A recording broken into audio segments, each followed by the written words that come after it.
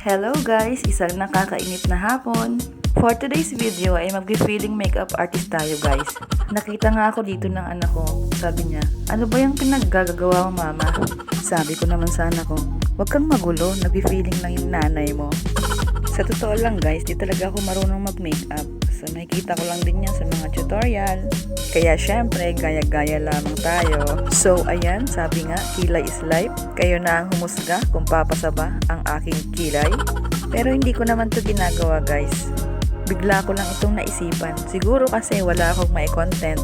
Na-curious lang din ako guys sa mga nag-makeup tutorial. Ang gagaling kasi nila. Kaya sabi ko, gayahin ko kaya. Yung mga pang makeup ko pala guys, ay mga nakatago lang. At halos lahat naman ng mga pang makeup ko ay mga bigay lamang ng aking mga hipag. Kasi ang totoo guys, lipstick at eyebrow lang naman talaga ang nilalagay ko kapag ako ay aalis. Kasi mas feel ko yung simple lang. Minsan, mini-makeupan ako ng aking mga hipag.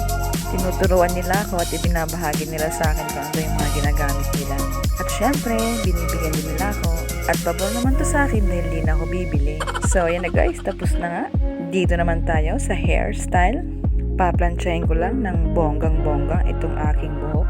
Wala naman akong lakad guys. Wala lang, naisipan ko lang tong gawin. So, paano guys? Salamat sa inyong panonood.